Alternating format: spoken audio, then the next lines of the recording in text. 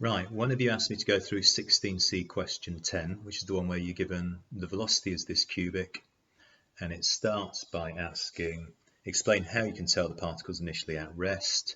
Well, this is the velocity when t is 0, v is, well, if I put t in here, I get 0.05 times 0, take 0, plus 4.8 times 0 equals 0.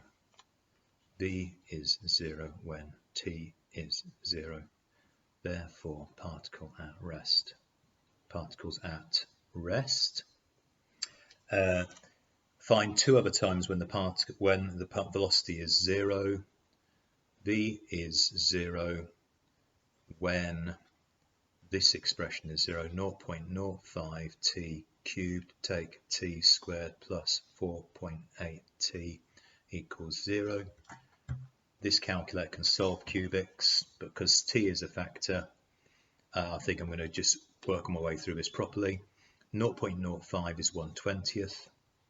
So if I multiply by 20, I get t cubed, take 20t squared plus 96t equals 0. T is a factor, t squared, take 20t plus 96 equals 0. The numbers don't look nice. I'll accept that. 8 and 12 multiply to give 96, add to give that. So t is t take 8, t take 12, v equals 0 when t equals 0, 8 and 12 seconds. Okay. B. Find the velocity and displacement of the particle from A when t equals 6. Displacement's the integral of v with respect to t, and if I integrate this, I'm going to get, that was a 20th, wasn't it? So we're going to get t to the 4 over 80. Can divide that term by 4, so 20 times 4 is 80. I'm going to get t cubed over 3, and I'm going to get t squared, divide 4.8 by 2, I'm going to get 2.4 t squared plus c. If I want to find the c, I'm going to substitute what I know. It's how far it's travelled from A. So we're going to say the displacement is 0 when t is 0. Sub in t is 0 when s is 0. So we're going to get 0 equals 0 take 0 plus 0 plus c. C is 0. So the displacement equation is t to the 4 over 80. Take t cubed over 3 plus 2.4 t squared. When t is 6, we get that s is, let's put all those in, 6 to the power 4 divided by 80, take 6 to the power 3 divided by 3 plus 2.4 times 6 squared is 36. We get 30.6. Might be a nice time to point out, since this is displacement from 0, I could have said displacement at t equals 6 is that integrated between 0 and 6. So integrate 0.05 t cubed, take t squared plus 4.8 t between 0 and 6. The reason I'm showing you that is because I can use that button. 0.05, I'm going to use x because I don't have a t on this, raised to the power 3, take x squared plus 4.8 alpha x. The lower limit is 0, the upper limit is 6, press equals 30.6 meters meters. To get the velocity when t is 6, so when t is 6, I'm going to put 6 into that. So 0.05 times 6 cubed, take 6 squared plus 4.8 times 6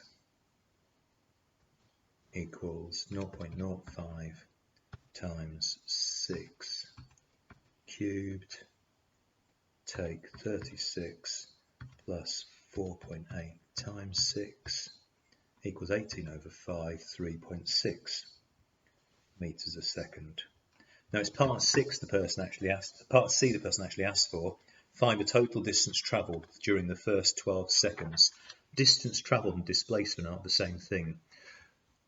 The distance travelled is the total area under or between the velocity graph and the axis area. So we account for whether it's positive or negative. We treat them both as positive. We've got cubic, which goes to 0 at 0, 8 and 12. So we have a cubic equation that looks like that, okay? V and T. So I want that area and I want that area. And the simplest ways of getting those are to use the calculator. I'm going to integrate 0.05 t cubed, take t squared plus 4.8 t between 0 and 8.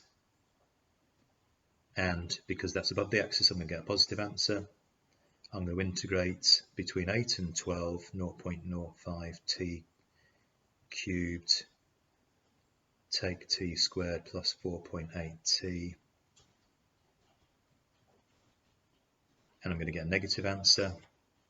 So the total area, which is the distance travelled,